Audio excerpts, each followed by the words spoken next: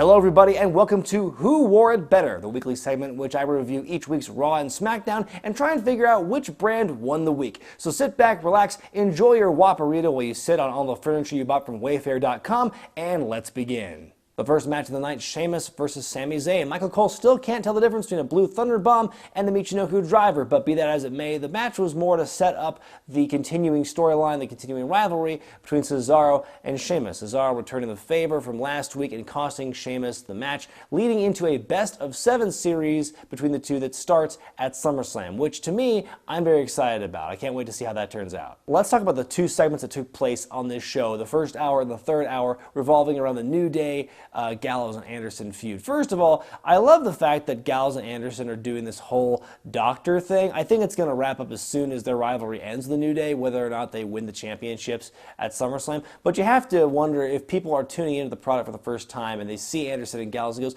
what do the lab coats have to do with the gas masks? I wonder about that. Both matches on both sides throughout the show were pretty quick and forgettable. Just more to get each team over and give them heat as they go into SummerSlam. One thing I will say about the Anderson and Gallows promos they're doing in the back with the obvious green screen, and the thing they did on Monday with the microwave, the fact the power button in the microwave said Nads, I thought that was absolutely hilarious. I loved that. And all the double entendres they've been doing about the genitalia jokes, tying in with ring post-itis, which again, very weird way to describe what happened to Big E. You can have juvenile humor and double entendres like that and still be funny. I think the fact that those two guys are delivering it, I think it's funnier than when like John Cena at his worst at doing that was doing it, or when Roman Reigns does it. I think Anderson and Gallows have that kind of delivery where it's like these two guys who are really badasses, but they also want to, they can show that they have a sense of humor about it. I think it's great. So I love what they're doing. Again, I'm pretty sure this whole Dr. Anderson and Dr. Gallows thing is going to wrap up as soon as the feud with the New Day ends, but I like what we've seen so far. This week we saw a Nia Jax squash and a Braun Strowman promo package. Last week we saw the inverse of that. I see what you did there, guys. Two big takeaways from this match, and one of them is more of a general thing. I like what they've been doing with the Nia Jax and Braun Strowman squashes, where the jobber gets some promo time, and I think it's pretty cool. It gives the nameless, faceless jobbers a chance to get themselves over a little bit. I mean, obviously what they're saying is very scripted, but they can say it in such a way that gets themselves over. It's just a fun little thing. In an otherwise kind of a throwaway segment. The one big spot on this match was Rachel Levy's big bump when she was sitting on the top rope and she got kicked into the backflip onto the apron on the floor. That was a brutal looking bump, and you could tell it's one that she's done a lot, and so she's really good at it, which is why she took it. So, but again, that was a really cool spot. Again, a squash match, take it for what you will, but again, it helps build Nia Jax up for the future. Let's talk about what, in my opinion, was one of the top segments of the night, of the week, dare I say. It was when Heyman and Lesnar got interrupted by Heath Slater. Slater is super over in this free agent storyline they got going on for him. I don't know what the payoff is going to be, but it's been brilliant so far. Lesnar, in a rare showing, getting on the live mic and talking, and luring Slater in. So let's talk about your kids. I respect that. Let's talk about your kids. Then he goes, I don't give a shit about your kids. Wow, that was amazing. It's one of those things, it's one of those rare curse words that you see in this PG era we live in. It's just when you hear that, when it's used rarely and sparingly, it makes so much more of an impact. And so, and Lesnar, of course, is one of the only people on earth who can get away with doing that. But in this case, it worked out to his advantage and everyone's advantage. I think it was a great segment overall. Then Slater getting squashed. Another stellar Paul Heyman promo. What can I say about Paul Heyman and his promos that haven't been said by everyone else? It was great. Kevin Owens versus Big Cass. Not much to speak of in this match because, the whole idea of it was just to get heat on Jericho and Owens as they go into their match with Enzo and Cass next week at SummerSlam. I think what I think was a bigger takeaway for me was the promo earlier in the night with Jericho and Owens talking to Tom Phillips, calling him by like 12 different names throughout the course of the promo. I thought it was hilarious. I thought it was great. And it just gets them over as just really smarmy asshole heels that you can't wait to see get beat up. At the same time, you'll love to hear them talk. Jericho doing the whole watch it thing. It's so weird that, the era we live in now in wrestling where these simple words like what, yes, and it are like these big catchphrases and they get super over. It's just, wrestling's a weird thing like that. A couple things about Raw this week bugged me, and it had a lot to do with a couple of segments that had either confusing or complete lack of forward progression with storylines. Like, for example, this Primetime Players One Night Only reunion. I don't know how the last 2 weeks of the promos against each other and the finishes with the roll up, holding the tights for both guys on both weeks. I don't know how that precipitated to, hey, let's have a one-night tag team reunion and that'll be great. I don't know why they thought that made sense or if they thought the fans would buy into it. The top of the third hour on Monday night featured Seth Rollins cutting a promo, calling out the Demon King, being interrupted by a fan. And he actually rolled with it pretty well. He actually played it off excellently. And then, of course, it led to Finn Balor as the Demon King coming out, and they had a face-off. The one thing that bugged me, though, it was like, it's kind of weird to see this just like talking segment where Finn Balor comes out in the demon paint. I mean,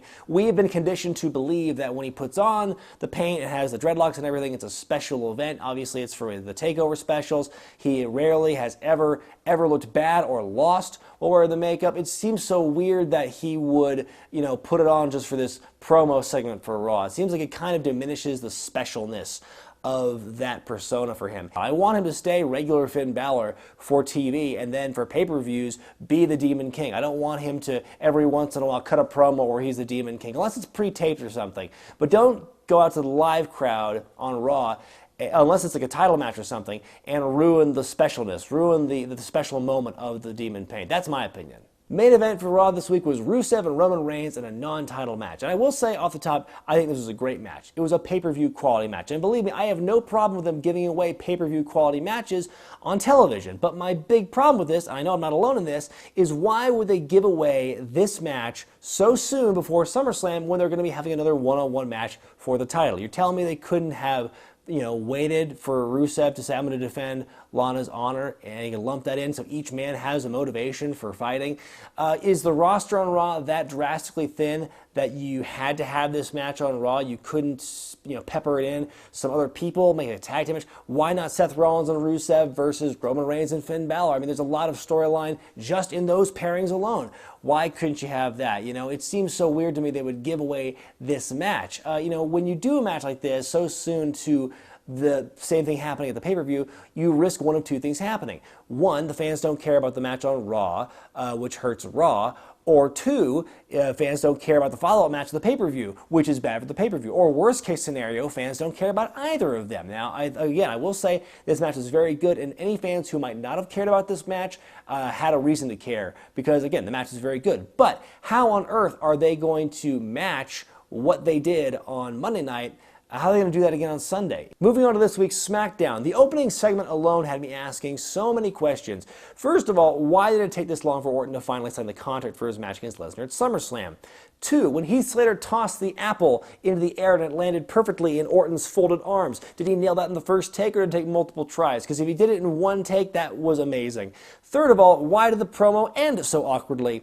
Four, what is the opposite of a pickle? And five, is Daniel Bryan ever going to get better acting in these backstage skits as GM? The Dean Ambrose-Dolph Ziggler segment to open the show on Miz TV started off kind of slow in my opinion, but it got better as it went along. Ambrose further blurring the lines between good guy and bad guy with his promo. I think they've been doing a really good job tying in, what I've said before in the past, the unlikeliness of Dolph Ziggler as number one contender into the storyline. They're making it a thing in the story, saying like, wow, it's like you've kind of come out of nowhere, now you're in this resurgence. What's going to happen here? Will you drop the ball again?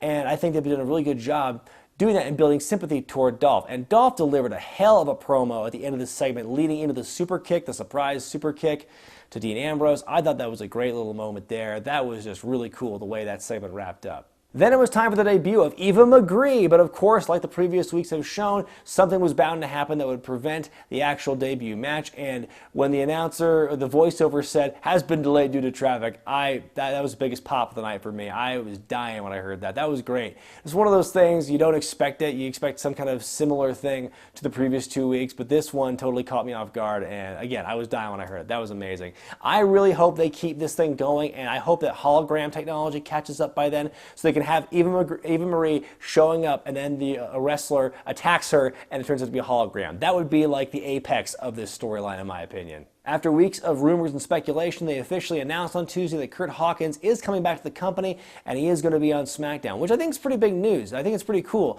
A few weeks ago when they talked about Shelton Benjamin coming back, and of course now that's been delayed because of his injury, but when they first announced it, I was kind of hesitant about it. I didn't really care for the announcement because to me, it seemed counterintuitive to the whole new era thing. But the more I think about it and the more I've talked about it with my fans, I'm kind of backtracking on that sentiment. I'm no longer against these people from a previous era who you haven't seen seen for a long time coming back and being infused into the brand and everything. Because, I don't think anymore that new era should mean only new people you've never seen before getting these pushes. I think you can allow to bring people back who were underutilized in the past, being brought back in a bigger capacity. I wish it would have happened with Shelton Benjamin before he got hurt.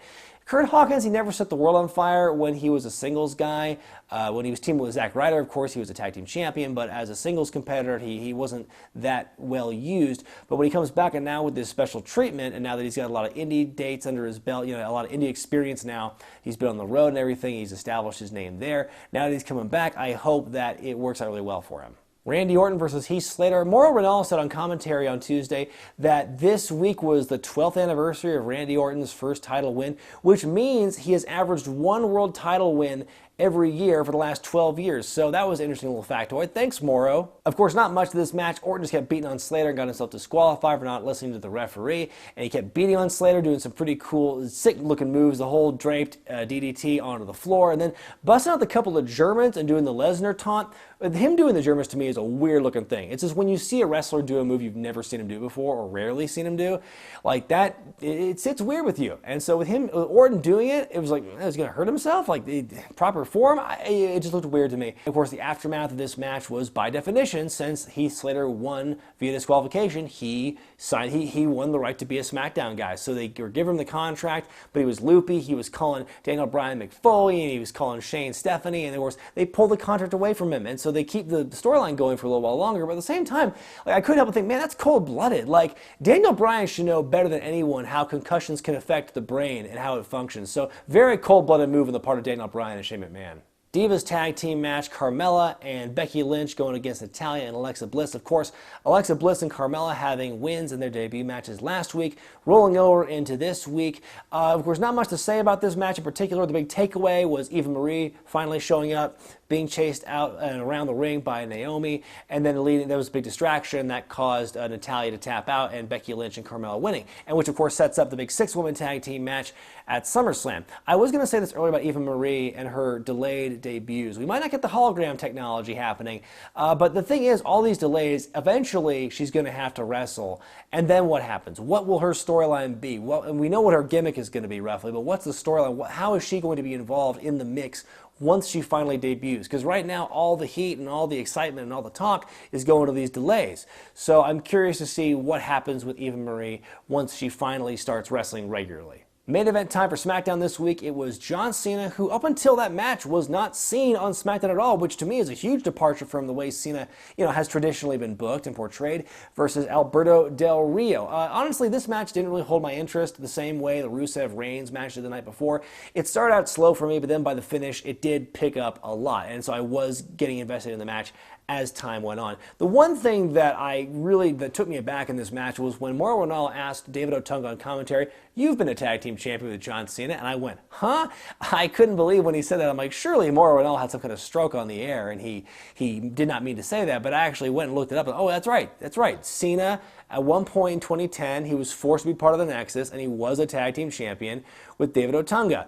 But that doesn't count. That seems too weird. Strike that from the record books. Does not count at all. Anyway, Cena goes over on Del Rio clean. Then he immediately eats a phenomenal forearm from AJ Styles, who cuts a quick promo. Then he eats 2 AAs, one in the ring and then one onto the table, which was the biggest spot of the night. It's rare when you see a table break happen on television, so that was a pretty cool way to end the show. Now it's time for me to decide which show won this week. And it was very tough, but for different reasons than last week. Last week, neither show really captivated me. I was pretty apathetic to both of them, and really the big thing is what makes me decide what show wins on this segment is which show entertains me better, and really neither show last week did that job for me, and so I had to kind of go and give Raw the benefit of the doubt. I pretty much picked them on a coin flip, and in hindsight I probably shouldn't have gone that way. I think the more I thought about it, I was like, I think SmackDown actually did the better show.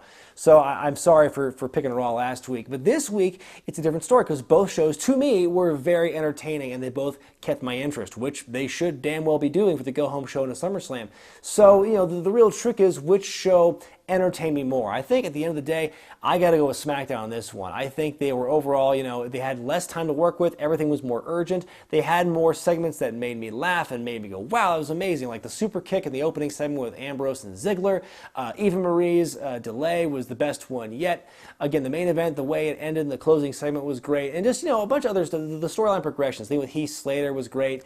Yeah, I think SmackDown overall to me was a much stronger show. Now again, Raw was a very strong show. SmackDown won by a frog's hair in my opinion because again, I did like a lot of the segments on Raw, but a lot of those matches were pretty short and forgettable. And when you have that over a 3-hour show multiple times, not to mention the issue with the primetime players, that's still kind of stuck in my craw. It's just you've got these things where it's like, it doesn't make it that good of a show. But again, the main event was great, but it was kind of a can't-win situation by putting that in the main event and having that match so close to SummerSlam, and then the fact they're going to have to repeat that at the pay-per-view. So, but that wasn't really a detraction to me. It was still a very good show, but ultimately, SmackDown won this week for me. Thanks to everyone for watching the second edition of Who Wore It Better. I really appreciate everyone's feedback and commentary on this new segment of mine. You might have noticed I'm not in front of my usual set. There's no bookshelf, there's no action figures, there's no Homestar figurines. That's because I'm in the middle of a move right now, so everything's kind of chaotic and everything's in flux. The main set is completely just emptied out. So be on the lookout for a return to normalcy in the next couple of weeks. But until then, be sure to watch this Thursday for my SummerSlam predictions, as well as this Saturday, be sure to stay tuned for a new announcement regarding the Internet Darlings Live. So let me know what you thought of this week's Raw and SmackDown and who you thought won this week. Be sure to thumbs up this video if you like it, subscribe to Wrestling with Regret, and buy the t-shirts at ProWrestlingTees.com. I'm Brian Zane, and I'll see you next time.